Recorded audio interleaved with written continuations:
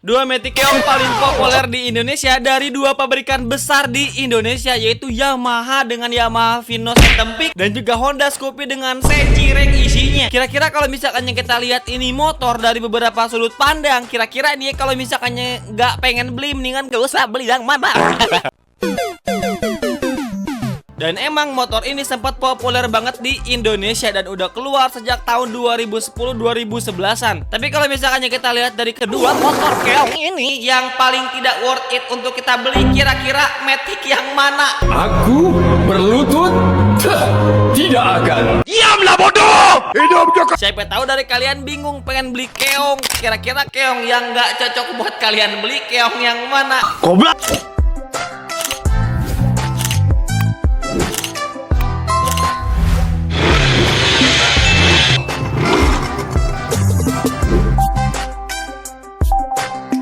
Oke, halo semuanya, balik lagi di King Ripan. Kali ini Ripan bakal ngebahas dua metik lemot populer yang udah tahu lemot, udah tahu keong, modelnya aja mirip keong, tapi malah dipakai balap.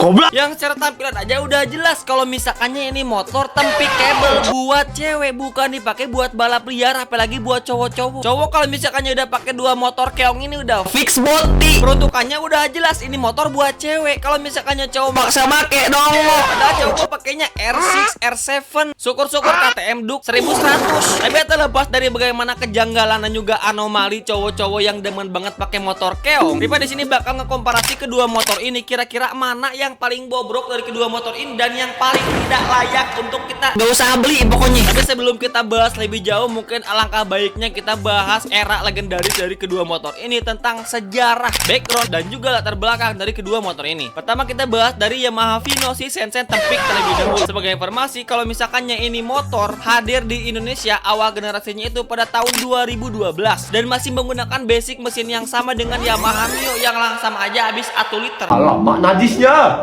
Kebetulan pada zaman itu ini motor masih menjadi bestie SPBU dengan desain tepi kabel We walk the talk. yang cocok banget buat dipakai cewek-cewek dengan performa yang sebenarnya melemot-lemot juga, yang cuma 110 cc. Vino memberikan segmen price sensitif dengan kapasitas lebih besar yang bisa menawarkan nilai lebih, dengan suku cadang dan juga perawatan yang sebenarnya relatif mudah karena bisa menggunakan spare part seblak ceker dan juga adonan dimsum. Sampai akhirnya nongol varian injeksi pada tahun 2014. Kendati demikian, meskipun ini motor udah injeksi, akan tetapi citra haus bahan bakar tetap ada di motor varian Vino injeksi ini.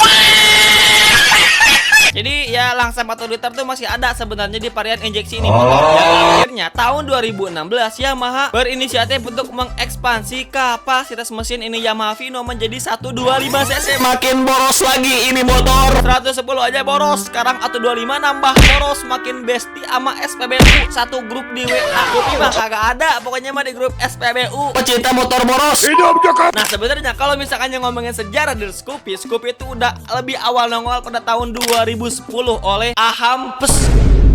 Generasi awal tuh nongol 2010 sampai 2013 dengan desain retro keongnya yang khas, keong Spanyol.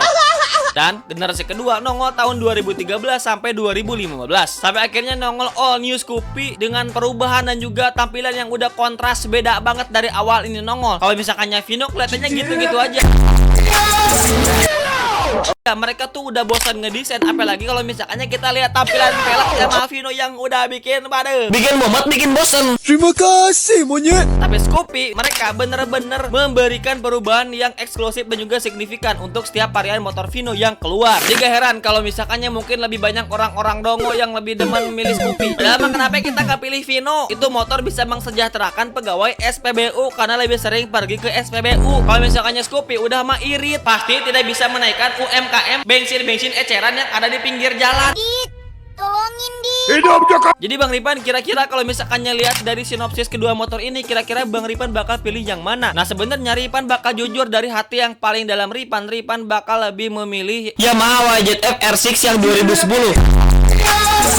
Kenapa YZF R6? Karena pertama, dari kapasitas mesin ini udah lebih tinggi dari Scoopy dan juga Vino, dan juga tidak terlalu besar hingga ke 1000 cc yang udah relevan kalau misalkannya buat dipakai harian. Terus yang kedua, ini motor desainnya itu sedikit agak mirip R15 V2 si pala capung. Kenapa nggak R1 Bang Ripan? Karena R1 hanya 100 cc, malah bakal kalah malu sama R15 yang 15.000 cc.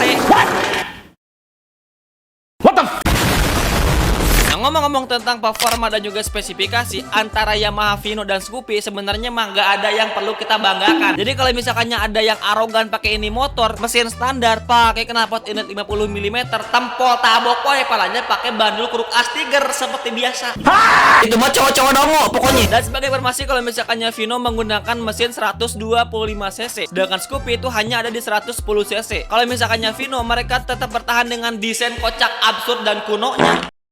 Akan tetapi excited buat naikin kapasitas mesin yang secara gak langsung menambah konsumsi bahan bakar. Sedangkan Scoopy mereka bertahan dengan kapasitas mesin 110 cc, tapi berusaha migrasi dengan mengubah tampilan dan desain. Di sini kita bisa lihat perbedaan marketing dari Yamaha dan juga Honda. Kalau misalkannya Honda fokus berinovasi dengan mengubah tampilan dan juga desain dan mempertahankan kapasitas mesin yang sebenarnya buat metik keong gak usah kencang-kencang. Ini Yamaha nih yang ngasih motor cewek desain keong dengan kapasitas mesin yang besar, secara gak langsung menyuruh usernya buat racing arogan di jalan.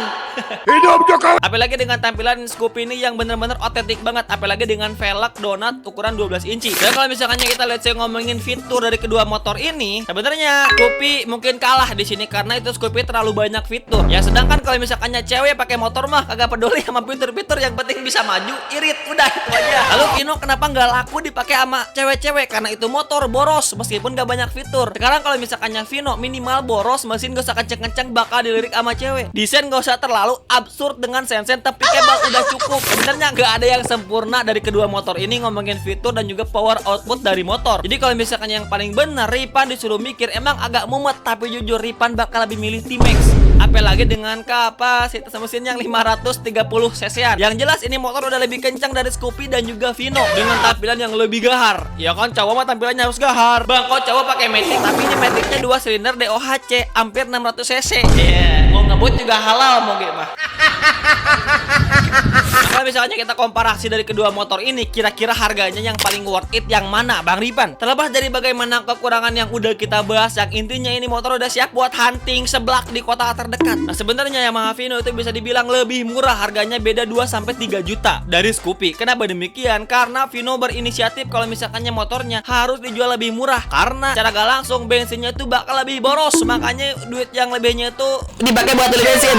Guys, sekarang kalau misalkannya Scoopy meskipun let's say lebih murah tapi bensin lebih irit, tapi mungkin ya udah keluar dalam 3 bulan harus beli rangka, yaitu PR-nya paling kalau misalkannya Scoopy ya. Tapi kabarnya buat Vino ini nggak bakal kembali rilis karena udah ada penerus terbaru dari skutik Yamaha seperti Pauji dan juga Grand Palino. Dan sepertinya kalau misalkannya kita lihat Honda, mereka masih mensupport buat ukti-ukti di Indonesia buat mencari seblak hunter sampai dimsum hunter hingga ke penjuru pelosok antariksa.